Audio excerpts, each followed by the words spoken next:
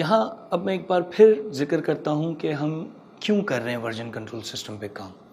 हम दो चीज़ें हैं जो कि हमें बहुत ज़रूरी है हमारे लिए। एक, हमारा कोड उसका स्नैपशॉट बने, उसका रिकॉर्ड बने, कब किस वक्त क्या चेंज आया, ताकि हम ट्रैक कर सकें और फ्यूचर पास्ट में जाके हम देख सकें कि हमने क्या चेंज किए थे, उन चेंजेस में की वजह से क्या इफ़ेक्ट आया है। एक तो सबसे ज़्यादा इम्पॉर्टेंट है और ये टीम्स में काम करने में और ज़्यादा इम्पॉर्टेंट हो जाता है। दूसरा, जब आप टीम में काम करते हैं तो किस यूज़र ने चेंज किया है, किसकी वजह से चेंज आया है। अक्सर ब्लेम गेम होता है, किसके मैंने चेंज किया था, मेरे चेंज की वजह से इफेक्ट नहीं आया, इस टीम मेंबर के चेंज की वजह से इफेक्ट आया है, इसकी वजह से प्रॉब्लम आई है कोड में। तो ये ब्लेम गेम बहुत आसान हो जाता है ये देख कर के मेन रिपोजिटरी में जब कोड चेंज होगा तो किसने किस फाइल में क्या चेंज किया है वो आप आइडेंटिफाई कर सकते हैं। तो पहली चीज़, आप ट्रैक करना चाह रहे हैं कि कब चेंज आया, क्या चेंज आया। दूसरा, जब टीम में काम करते हैं तो किस टीम मेंबर ने क्या चेंज किया है। तीसरा, टीम मेंबर्स को कोलैबोरेट करवाने के लिए, जाहिर सी बात है एक ही प्रोजेक्ट पे जब मल्टीपल लोग काम कर रहे होंगे तो उनमें कोऑर्डिनेशन करना बहुत मुश्किल होगा अगर आप डायरेक्ट करेंगे। तो वर्जन कंट्रोल सिस्टम क्या करेगा, आपका सेंट्रल सर्वर होगा, आपका सारा कोड वहाँ मौजूद होगा, हम सब उसकी कॉपी लेंगे, उसमें काम करेंगे और सेंट्रल सर्वर पे सबमिट करेंगे। अब सेंट्रल सर्वर के पास मेन रिपोजिटरी मौजूद है, हम सब उसमें चेंज कर रहे होंगे। अब आप अंदाज़ा लगाएं, एक सेंट्रल सर्वर है, मैंने उसमें ए यूज़र है, उसने सेंट्रल सर्वर से कॉपी ली, बी यूज़र ने भी सेंट्रल सर्वर से कॉपी ली, सी यूज़र ने भी सेंट्रल सर्वर से कॉपी ली। अब ए यूज़र कुछ चेंजेस करता है और सबमिट कर देता है सेंट्रल सर्वर के पास। फॉर एग्जांपल, ए यूज़र ने XYZ फाइल में कुछ चेंज किया और सबमिट कर दिया। बी यूज़र ने किसी भी और फाइल में चेंज किया, जब वो सबमिट करने जाएगा सेंट्रल सर्वर पे, सेंट्रल सर्वर उसे सबमिट नहीं करने देगा। सेंट्रल सर्वर कहेगा कि आपका कोड पीछे है, सर्वर पे कुछ ऐसे चेंजेस मौजूद हैं जो आपके पास मौजूद नहीं है। अब बी यूज़र कहेगा कि तो अब मैं क्या करूं, तो बी यूज़र को क्या करना पड़ेगा, पुल करना पड़ेगा। बी यूज़र जब पुल, क्योंकि ए यूज़र ने पुश किया था सर्वर पे XYZ फाइल में कुछ चेंजेस, बी यूज़र क्या करेगा, पुल कॉल करेगा। पुल कॉल करेगा तो XYZ फाइल के चेंजेस बी यूज़र के पास भी आ जाएंगे। अब बी यूज़र सबमिट कर सकता है सेंट्रल सर्वर के पास, क्योंकि बी यूज़र के पास सेंट्रलाइज सर्वर ने चेंजेस भेजी, B user up to date हो गया। अब बी यूज़र जब सबमिट करेगा सेंट्रलाइज सर्वर एक्सेप्ट कर लेगा। अब आ जाते हैं सी यूज़र पे।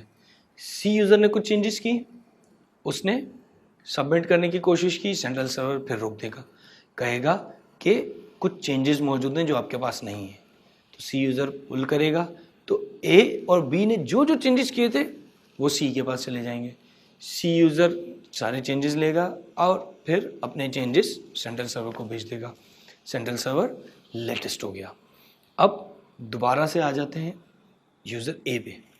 यूज़र ए ने मज़ीद कुछ चेंजेस किए और सबमिट करने की कोशिश की, सेंट्रल सर्वर फिर रोक देगा। सेंट्रल सर्वर कहेगा आपके पास कुछ चेंजेस हैं जो मौजूद नहीं है। वो कौन से चेंजेस हैं, जो बी ने और सी ने किए थे। तो जब से ए पुल करेगा तो बी और सी के चेंजेस आ जाएंगे, ए भी अप टू डेट हो गया, सी भी अप टू डेट हो गया। इस तरीके से हर यूज़र, आपको ये कोलैबोरेट करना नहीं पड़ेगा, ये कोऑर्डिनेशन नहीं करनी पड़ेगी कि ए पे क्या मौजूद है, ए के पास क्या मौजूद है, बी के पास क्या मौजूद है, सी के पास क्या मौजूद है। ए जब कोड पुश करने जाएगा सेंट्रल सर्वर रोक देगा कि भाई आपका कोड बिहाइंड है, इसमें चेंजेस मौजूद नहीं है, आप पुल करें। अब ए ने जब पुल किया तो बी और सी के चेंजेस आ गए, ए के पास अप टू डेट हो गया। ए ने अब पुश किया, सेंट्रल सर्वर अपडेट हो गया। ये मैं साइकिल चला रहा हूँ, बी को छोड़ देते हैं, दोबारा सी पर आ जाते हैं। सी ने चेंजेस की और सबमिट करने की कोशिश की, सेंट्रल सर्वर फिर रोक देगा। क्यों, क्योंकि ए यूज़र कुछ। अब आप अंदाज़ा लगाएं, अगर ये कोऑर्डिनेशन ह्यूमन के थ्रू करना पड़े, एक बंदा, एक यूज़र मौजूद हो, वो ये काम कर रहा हो, तो क्या होगा, ये कोऑर्डिनेशन कोलैबोरेशन करना बहुत ही मुश्किल हो जाएगी, बहुत ही हेडेक हो जाएगा। क्यों, क्योंकि हर यूज़र जब भी सबमिट करने आएगा, ऐसे देखें मैं फोल्डर लेके बैठा हूँ और ए यूज़र आया, कह रहा मेरा कोड सबमिट करो, मैंने डाला। बी यूज़र आया, कह रहा मेरा कोड सबमिट करो, मैं कहूँगा नहीं, आपके पास चेंजेस मौजूद नहीं है, आप इस चेंजेस को लें, पहले ए का फोल्डर दो, बी यूज़र ने अपडेट किया, अब लेकर आओ, सी आया। अब ये आप अंदाज़ा लगाएं, ये कंटिन्यूसली ये जो चीज़ चल रही है, इसको मुझे, ये मैं इस वक्त आपको 3 यूज़र की एग्जांपल दे रहा हूँ।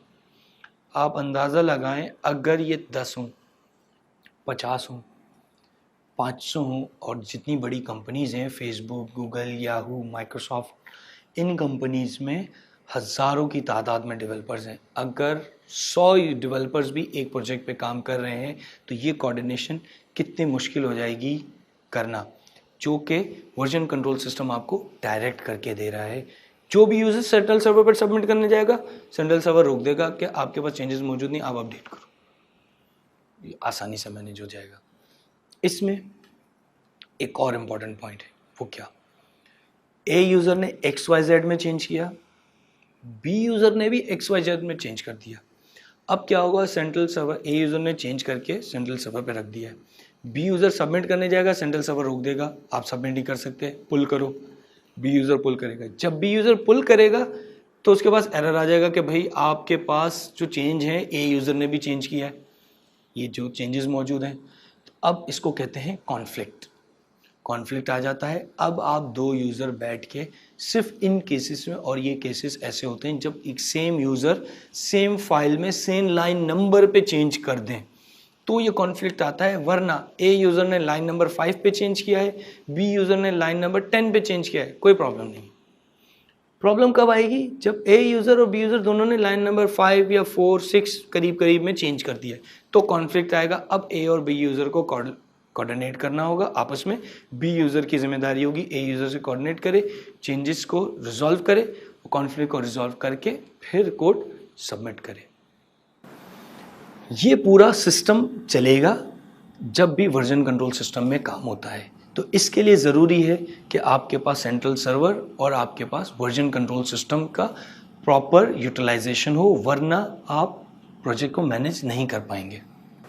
गिट, अब जो हमारे इस कोर्स का मेन ऑब्जेक्टिव है गिट, लेकिन वर्जन कंट्रोल सिस्टम ही हमारे कोर्स का ऑब्जेक्टिव है, जिसमें हम स्पेसिफिकली गिट को देख रहे हैं। तो गिट, जैसा कि हम पहले भी जिक्र कर चुके हैं, डिस्ट्रीब्यूटेड वर्जन कंट्रोल सिस्टम है। अभी तक डिस्ट्रीब्यूटेड वर्जन कंट्रोल सिस्टम के हवाले से जो भी उसके एडवांटेजेस, जो भी डिटेल हमने देखी है, वो सारी की सारी गिट पे अप्लाई होती हैं।